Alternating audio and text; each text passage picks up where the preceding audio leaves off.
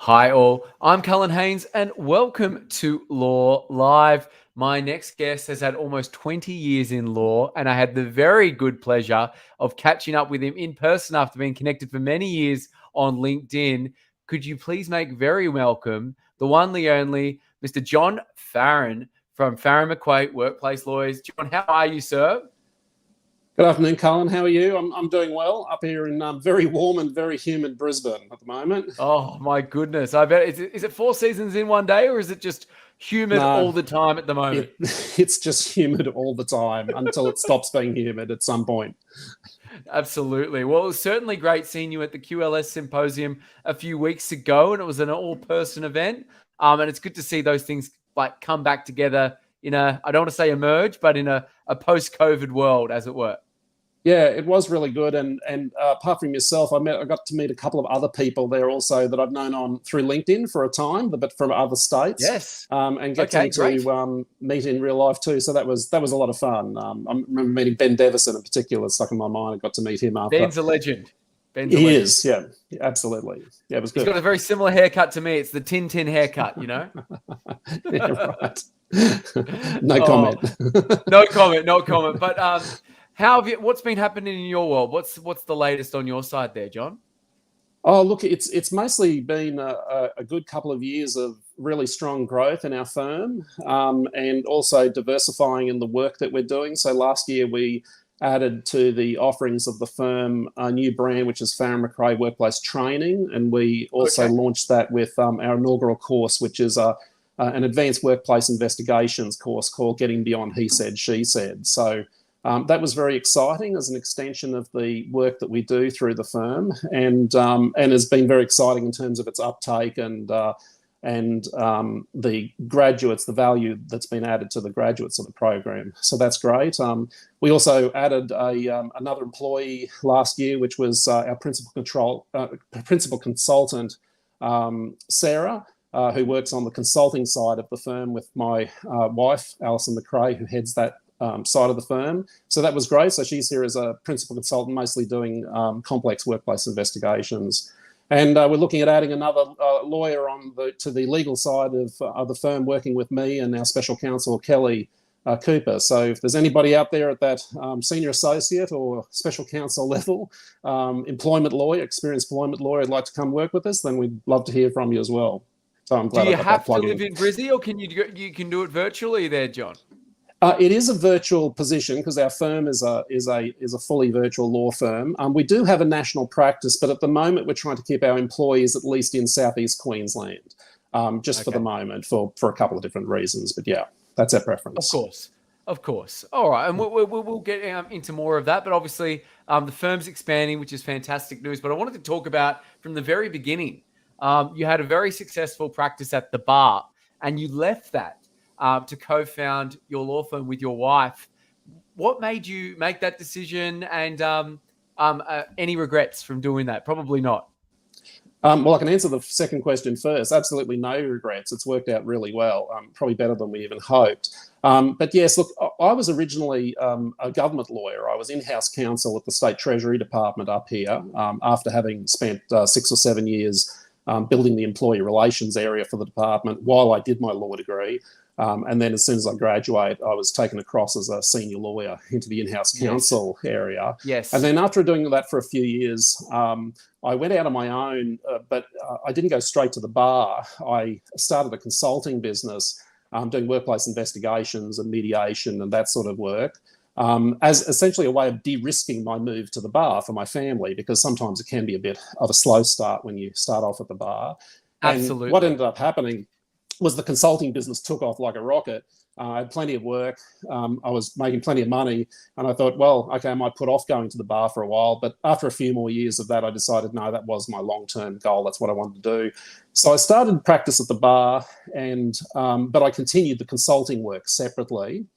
And then after 6 or so years, I met my now wife, Alison McRae, and I was looking into the future of what I wanted to do with both my legal practice, which at that stage was as a barrister, and the consulting business. And for those of you who don't know, barristers are not permitted to practice either in incorporated practice or in partnership with other barristers. They essentially are sole traders, at least here in Yes. Queensland. And also my consulting business was set up as a sole trader entity. It wasn't a separate entity. And so one of the biggest reasons of moving to how we are doing things now is that I had no survivorship. If I was to die, both my legal practice and my consulting business would die with me. And that wasn't something that was very satisfactory to me. No. And so Alison had started working with me in the consulting side of the business because she comes from a background of workplace investigations and mediation and that sort of thing. And she had started essentially as an employee of that business. And so I had a couple of other reasons, which I'll touch on briefly. But the main reason and the main advantages we got by setting up the firm is that with an incorporated legal practice, you can offer both legal and non-legal services. Yes. And so that allowed us to do that, which is not a common model in Australia, but it allowed us to offer both sides, essentially to incorporate both practices into one. But it also, because it's an incorporated legal practice, it provided me with what we didn't have, which was survivorship. So, for example, I'm the legal practitioner director of the firm. Alison is the non-legal practitioner director of the firm. If something happened to me, then she would instantly have a choice that she can either take on another legal practitioner director and continue trading both sides, or she could simply remove lawyers from the title of the business with the ASIC, advise the Law Society that we're no longer a legal practice, and she could continue on with the consulting business. So to me, that made perfect sense. It also made commercial sense. At the bar, I was doing a lot of advocacy, but I was also getting a lot of interest from people who wanted me to do things, both employers and employees, that I couldn't do because it was prohibited work for barristers. So barristers can't correspond with an opponent other than another barrister, for example. So a lot of the work we do as solicitors is corresponding and directly negotiating with the employer or the employee or representatives. Yes. And so I couldn't do any of that work. So now I find I'm doing as much advocacy as I used to do, funnily enough, at the bar, but I can do all the other stuff as well. So, I mean, even for as successful as I was at the bar, my personal client work billings are probably 2 to 3 times now what they were when I was at the bar, because there's a whole bunch of extra work I can do. And frankly, I like the mix. It stops things from getting boring as well. So that's the main reasons. I suppose, that last comment I made touches on the other reason, which is it has allowed us to very quickly grow quite a substantial business, which I just could not have done with my practice at the bar. Of course. Knowing what you do now, would you have done anything differently at the bar or worked a different way now that you've owned a business and you've managed employees and you've taken on different types of work? For any barristers watching? No, not particularly, because I ran my practice in a commercial manner. I've got a commercial background. So, for example, I used to do a number of direct briefs. And of course, one of the risks with direct briefs is that barristers are not allowed to take money in trust, which includes any taking of money in advance of providing services. Doesn't mean strictly in a trust account.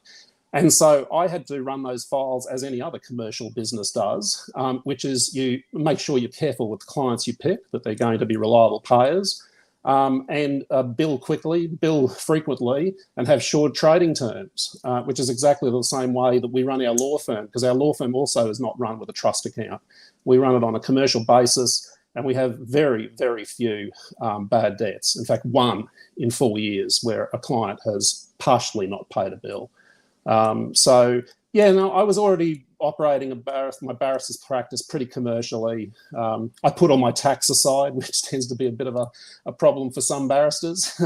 They spend it 3 times, right? When they get the brief, when they do the work, and when the money hits their account, which is why 70% have tax debts. No comment. Exactly. It's okay. Yes. Yeah, exactly. I've always provided, even when I ran my own businesses previously, every dollar I get in, I put a certain percentage aside for tax liabilities. So I know which money's mine, and I know that my tax bills are covered before they get here, which is just the way I like to sleep at night. Oh, that's fantastic. And I would encourage anyone watching, it is now 4:09 in Sydney and 3:09 in Brisbane, to put your questions in. We've already got Mina saying hello. Hey, Mina Albel's Yed, a advocate in his own right. So well done, Mina. Thank you for being a regular. And Tom Penfold, senior buyer's agent, saying, Cullen Hayes, nice one, Cullen. So we've got some people watching. But if you have any burning questions for John, It's very rare we get him on the live. I know he does LinkedIn audio sometimes, but please put them in. And if it's a bit more private, I'm sure you'd welcome a cheeky DM there, John. So in terms of where you got that commercial acumen in the way you ran your firms, did someone teach you that, like to run a business that way? Like, where did you get that kind of foresight to run your practice that way, even at the bar? Look, it comes from a number of sources. My father was a property valuer for many, many years. And in fact, I think at the age of 85, about a year or so ago, he finally relinquished his valuing license. He still did work on a part-time basis. Yeah. He's still pretty switched on, like doing the work.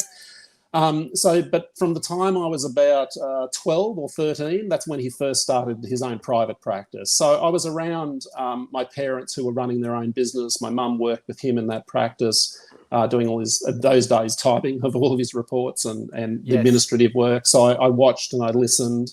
I was pretty entrepreneurial from a young age. When I left high school, in fact, I went to the Conservatorium of Music. I trained as a professional musician.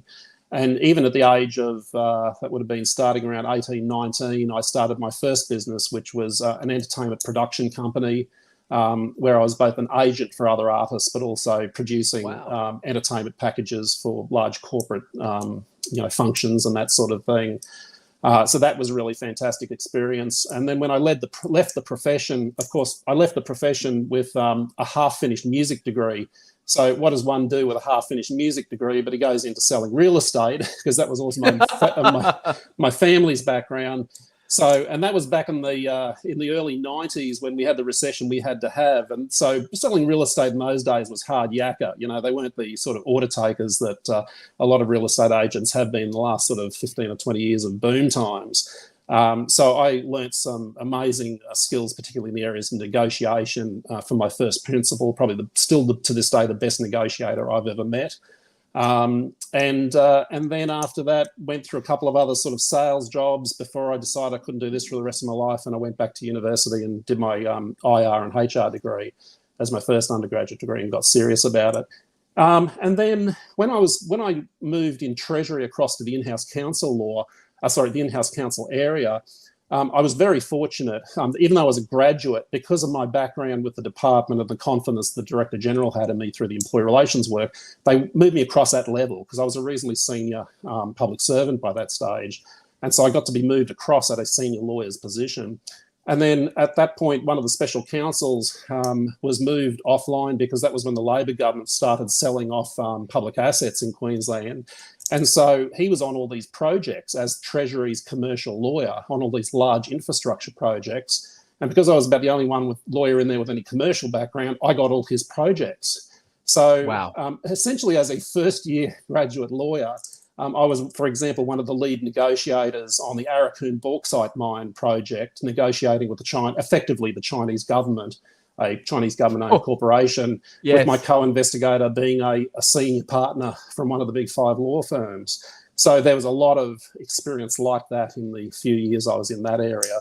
So, I've had plenty of exposure to commercial and business experience at both a small business and an extremely large government level commercial enterprises as well.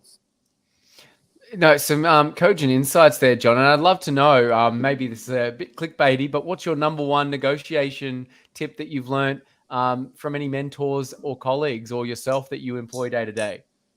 Preparation. I know that sounds a bit glib. Yes. Everyone says preparation, preparation, but it is. I tend to find that the most prepared person tends to win. And that probably also applies to advocacy as well as any area of business, really. And by preparation, I mean knowing your strategies, your clients' bottom and top lines, getting as much intelligence about your opponents and your opponents' needs as you possibly can as well. So it's that sort of preparation as well. But obviously being comfortable with working and exercising judgment without perfect information is also very, very important as well. A lot of people don't like to negotiate unless they think they know everything about everyone in the process, and that's just not possible. It's a good point. It's a good point. And I believe I have heard a story of a justice, stepping down and talking to a room full of barristers saying, what have I always said what's the number one thing you need to know as an advocate? And someone yells out, prepare. And then the room just erupts in just prepare. It's the number one thing. So I think you're touching on a good point there, John. We've already got Peter McKay chiming in. Peter McKay says, really interesting to hear from John. Are you still playing the trumpet and practicing? That's definitely a no. I did do a guest appearance at the Brisbane Jazz Club with some friends of mine about, must be 5 years ago now. Yes. And keeping in mind, my friends have continued to play professionally, so they had 25 years on me, and it took me 3 decent, solid months of practice to get to a level where I just didn't humiliate myself next to these guys. So no, it's something that takes a lot of work and time to keep up to a high standard, like most things in life, and I just haven't had the time. And I do remember going many years ago, going along to like an area concert band type of thing, because I thought, it'd be a shame not to use this, and went along with my now ex-wife, who was a professional percussionist when we met at Jupiter's Casino, playing in the show there. Wow. And I remember coming back from the practice, and we were both kind of silent in the car, and then we both turned to each other and said, I think we should just leave this on a high, hey? And we go, yeah, let's just leave it the way it was. Because it sounds a bit snobby, but it was just pretty depressing after having both played at pretty high professional levels. Yeah, so maybe in my retirement, when I do have some more time, I could see myself going back and having a bit of fun with it. But at the moment, I've got too many other things happening. Of course, a lot of balls in the air. And Shafalika just said so true on the prepare comment. So Shafalika Pete is a great lawyer and advocate in her own right. So thank you so much for engaging. What's it like? I want to ask you, switching gears a little bit. What's it like working in a husband, wife, or partner-led law firm? I have a couple of leading clients that have a similar sort of situation. So would love to get your take on that dynamic. Yeah, look, I speak to, because a lot of people who deal with our firm have no idea that Alison McRae from Farren McRae is my wife.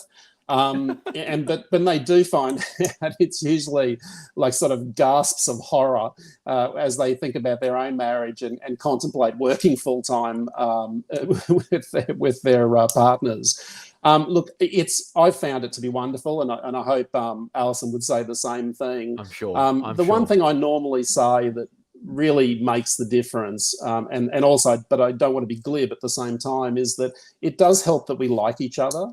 And like I said, that could sound a little glib, but it is really important. If you are, it's kind of like having children. I remember my mum used to say to me, if you're in a bad marriage, having children is not going to make that better, because it's stressful and it's difficult.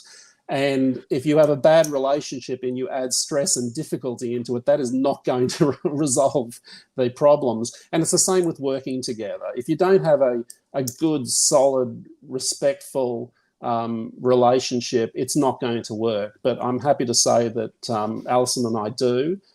We actually like working together. We like bringing our different strengths to the business. And at the same time, one of the keys to success, though, and I think this is the same with any business partner, it doesn't matter whether you're married to them or not, is that we do have a very clear understanding of which areas of the operation of the business we are either solely or principally responsible for. So we have done a divvy up of those sorts of things as well. So we're not stepping on each other's toes either. There are things that we will make decisions on our own where we do not consult with each other because we know that's going to be fine. There's areas where the person who's principally responsible for something will consult with the other and then make a decision together.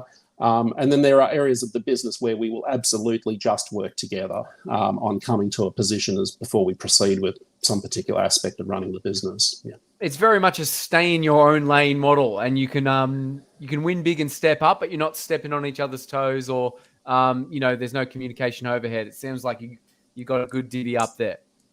Yeah. And although we both really value each other's input on our own work as well. So I will definitely talk to Alison about, some piece of legal work I'm doing where I may be drafting a response. and I just want to get her take because she has a different communication style to me. I'm usually up for an argument at most of the times if one is presented to me. Alison is often a little more circumspect and diplomatic, and the same with her own work, particularly with the workplace investigation. She likes to bounce things around with me as well. So yeah, we do. Fantastic. It's not like it's a complete division where we just don't talk to each other during the day. We certainly do share a lot of support with each other. Of course. And look, you do that like to quite unique in the industry in that model, but also the new law model that Farren McRae has is quite different to, I guess, the industry standard. I'd love to know what new law means to you and what a virtual law firm allows you to do that is probably that the big law can't, and I guess the advantages and disadvantages that come with that too. Yeah. So we are a wholly virtual law firm. We don't have physical premises.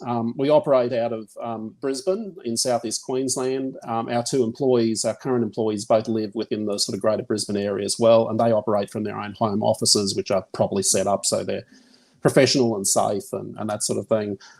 What it allows us is to, well, firstly, be able to tap into the largest part of the employment market we can. In fact, we offer a level of flexibility that in many respects a lot of law firms either can't or won't offer their employees, in the sense that we only hire senior practitioners so that they can operate fairly autonomously. Even though obviously Alison and I both have supervisory practice over the separate areas of the firm that we supervise. But it means that they can work as and where they want to, subject obviously in the legal work to, court-imposed limits and obligations, that sort of thing. But it allows us to really tap into a market too that is untapped. And so, for example, both of our current employees are mums of young children who have either come back from their maternity or paternity leave or who are looking to commence working again once they have returned. And they either, their current employers or the likely employers, in one case, are not going to be able to or willing to provide the sort of flexibility they need to balance their work and family life. And that's one thing we can do. Of course, one of the other great benefits to our clients is that it removes a very, very large operating overhead. Apart from wages, real estate would probably be the second biggest part of the operating costs of a law firm. Yes. And the clients just don't care. They just don't care. In fact, in many respects, they prefer it. Because you know what it's like when you go into a big law firm in the CBD. Most of the time, I've been a client of large firms, and most of the time you sit around looking at all the white marble and leather chairs, thinking, "I'm bloody paying for all this." I love it when you're meeting a partner there and you're just meeting them, and they take you into the boardroom, the 30 seats. It's a big power move, but they love showing you that boardroom. Let me tell you. Yeah. And the funny thing too is that I've been a lawyer for a fair while now. I'm not impressed by that. My clients aren't impressed by it, and we're certainly not intimidated by it. So it doesn't have any sort of effect in terms of benefit to the client that way. And look, in the end, on the very odd occasion, if an employee client wants to meet with us, we'll just take rooms, usually at the Law Society in the city, which are really cheap and really well available. And if it's an employer that really wants to meet with us, we'll just go to their premises. And they love that because we're coming to their place, seeing how they operate, where they operate, rather than them having to come in the CBD. And in Brisbane, probably paying about $50 for a couple of hours parking for the pleasure of it too, and being taken out of their operating space, for that period of time. So we've had no problem at all with clients thinking that we're some sort of lesser law firm because we don't have a big shiny office. And the other thing, of course, is that we have a national practice. Both sides of the firm operate on a national basis, and we can do that without having to have multiple offices which would be an extremely large overhead to have to make up for out of the client's fees.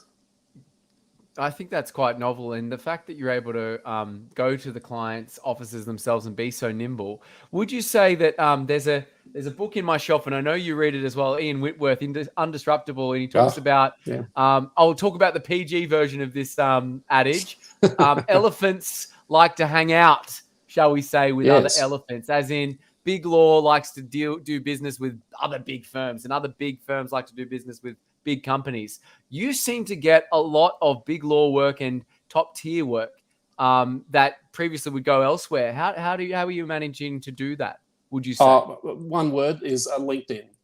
So Of as you course. know, like your good self, I'm pretty active on LinkedIn and have been for a number of years. And what I'm finding, particularly over the last 12 to 18 months, is that I'm getting inquiry from national and international companies because of, and they're usually people, more often than not, that have never interacted with my posts. So they're the so-called lurkers. They're not liking and they're not commenting, but they are reading and they are consuming. And for various reasons, they've decided to come to me personally. And also, though, comfortable with me, if they come to our firm, also understanding that it might be one of my team too. It may not be me personally. Sometimes it's because they want me personally on the matter, but other times they're just happy to have me and my team. And so that's very gratifying and frankly a little surprising. Actually, I didn't kind of expect that to be a benefit from being active on LinkedIn, but it certainly has. And they typically tend to be pretty big jobs too. So that is a benefit of being on LinkedIn as being very gratifying as much as it's been surprising. And do you encourage your team to be present on LinkedIn as well? Because obviously you don't micromanage them. You like to them to kind of self-actualize and get business as well? I wouldn't have a problem if they did want to. It just so happens that to date, at least, none of our employees sort of want to do that. They're happy to be in the work, serving the clients, and leave the business development to me. Alison does a bit as well on LinkedIn, but she's not as active as me, but that's part of her preference as well. So yeah, the main person who's active in the firm is myself. But if they wanted to, not only would I not have a problem with that, but I'd be happy to see them along and be successful at that as well. And I absolutely would not have any concern, which sometimes is a concern of firms, is that somehow if I do that, they're going to build their profile and then either they're going to go off and start their own firm or take their profile with them. If that was to happen, then if they were going off to start their own firm, I think good on you and best of luck. If they went to another law firm to work, then I would take that as a failure on my part, not on theirs. If people are leaving your firm, that's not their problem. That's your problem, and you failed. That's a good point. Than what they need. That's my attitude towards it, anyway. So I guess this is talking about the mass resignation and quiet quitting and quiet thriving. I've heard the other day as well. What are your thoughts on that in mid-tier and top-tier law, of people just leaving for other opportunities? What do you think that's a big problem in the smaller end of town, small to medium enterprises in law and sole pracs? It hasn't been for us so far, which is really nice. Good. That's good. But we really do put a lot of effort into making sure our employees feel part of the team, part of the family of the firm, for the want of a better expression, and they are treated with respect and upheld by us in our work with the clients in particular, so that they are getting the recognition and the professional recognition for their skills that they deserve. I don't think there's any way in large law firms, traditional law firms, of stopping people leaving, particularly to go upwards, because that has always been a function of the pyramid model that traditional law firms use. I mean, you've got a lot of people coming in the bottom, and they're not all going to make partnerships. It's just mathematics. So often they'll have to move on to move up. But look, generally, not just law firms, I think in this buoyant market that we have for employment, if your employers are leaving you, it will almost always be because they at least think they can get something somewhere else that they're not getting from you. And if that's a surprise to you, then I think that's a failure on the part of the employers. I've got little tolerance for employers blaming their employees for looking sideways. Well, I think that's a testament to what you do differently at Farren McRae. You don't stand next to your employees, watch them doing their work. I guess you trust them, and you empower them, especially with your, I guess, unique model and compensation and whatnot at your firm that I haven't really heard many other firms do, to be fair. Yeah, so I mean, it is unique, and once again, in the spirit of openness and trying to make our industry better, the way we compensate our employees is effectively to put them on a minimum wage retainer, which makes sure that they get all of the Fair Work Act minimum entitlements throughout their working time, including when they're on leave. But their total remuneration is in fact a percentage, or you might want to call it a commission of their billed fees.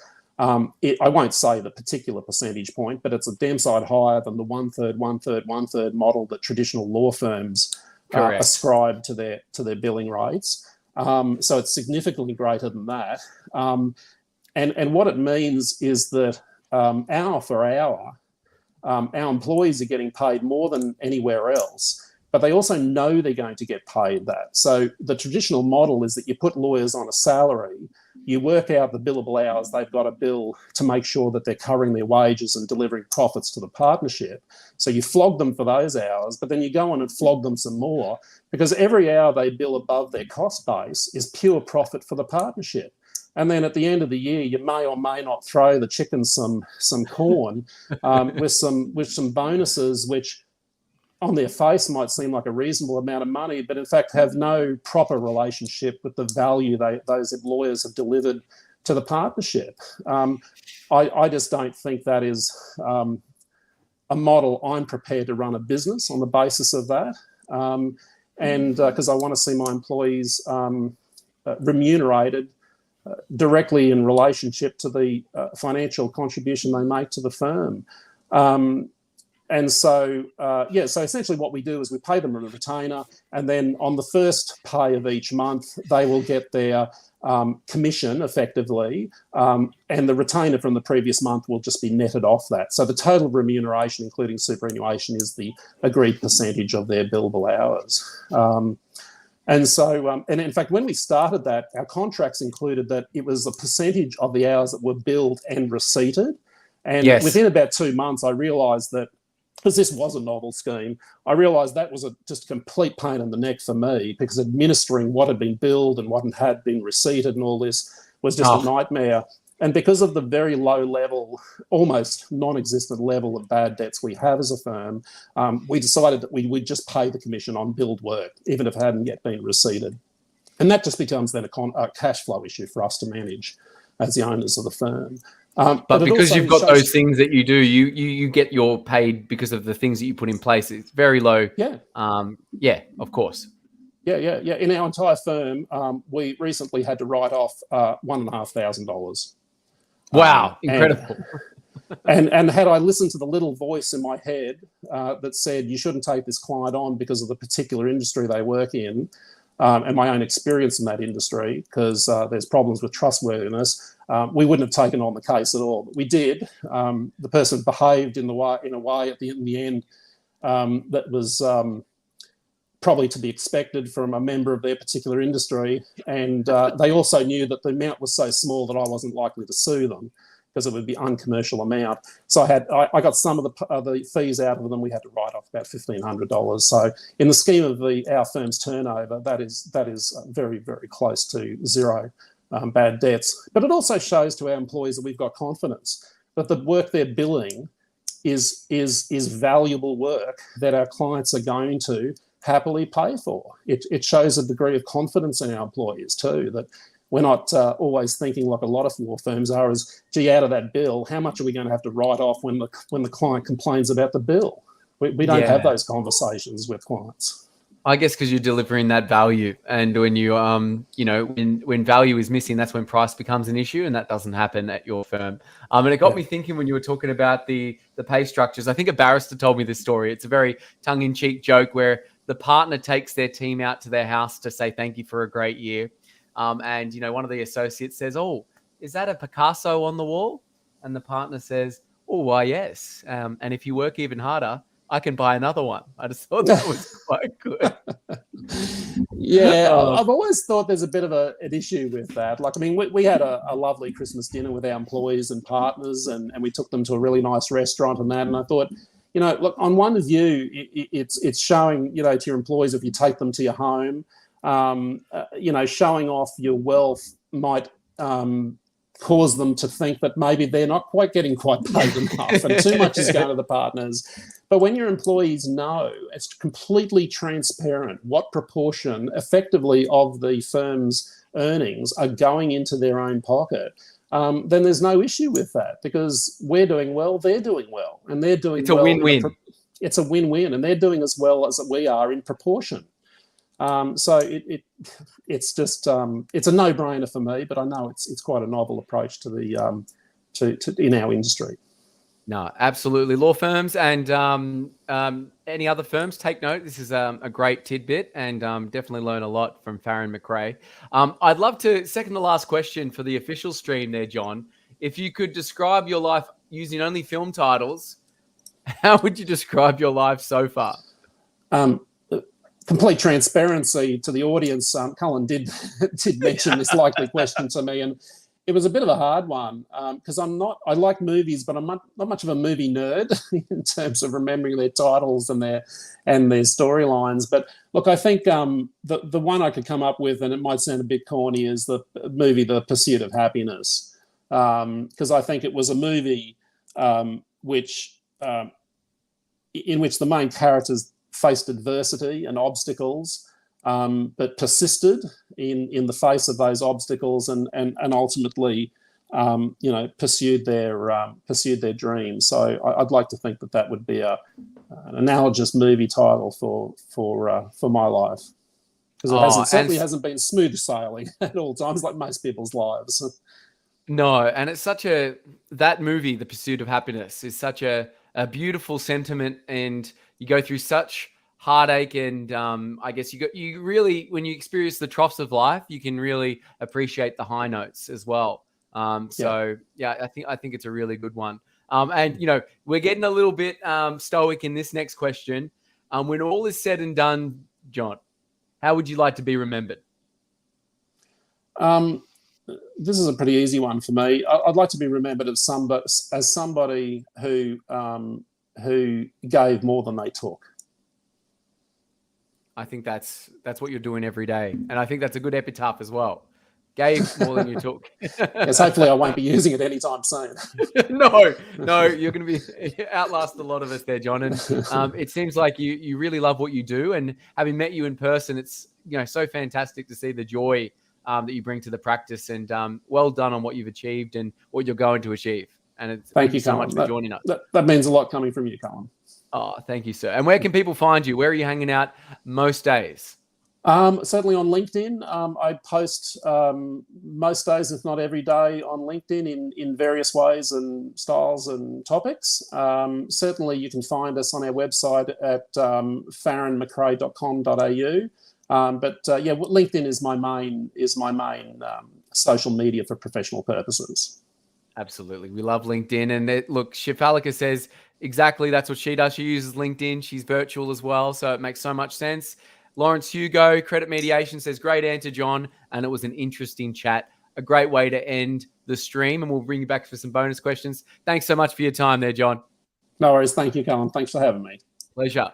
And if you want to tune in every Wednesday, we come in with a Legend of Law every Wednesday, so please come and see us next Wednesday, where we bring on another Legend of Law, and we'll upload it to a podcast, Spotify, Apple, and wherever you get them. Bye for now, everyone. Bringing you back, John, if you could describe your role in law to a 6-year-old, how would you do that?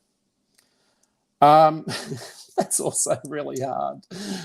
Look, I think I would say that I help people solve their problems at work. Nice and easy. No beating around the bush. I'd understand that, let me tell you. Very good. And we're just getting feedback all the time there. Jadranka Kovacic. Oh, sorry there, Jadranka. I don't know if I've said that right, but thank you for saying great interview. Well done. And my final question today, if you could go back anytime and give yourself advice at any time, what age would you be and what would the advice be? In fact, I did a LinkedIn post on this as one of my Sunday musings posts a few weeks ago. Great. It would be patient, and the age I probably could have most used this at would probably be between about 20 and 30. Yeah, I was a impatient person, as many young people are. Like me. There's plenty of time. If you keep at it, there's plenty of time to achieve everything you want to achieve. So yeah, be patient would be my number one piece of advice to my younger self. So it's a virtue then. Patience is indeed a virtue. We should listen to them. It is indeed. It is indeed. Yeah. Very good, John. Fantastic. And everyone can patiently wait. I will get this podcast up to as soon as I can. I'll probably be later this week on Friday. But thanks so much again for joining, John. It was fantastic, sir. Thanks for having me, Callum. Good man.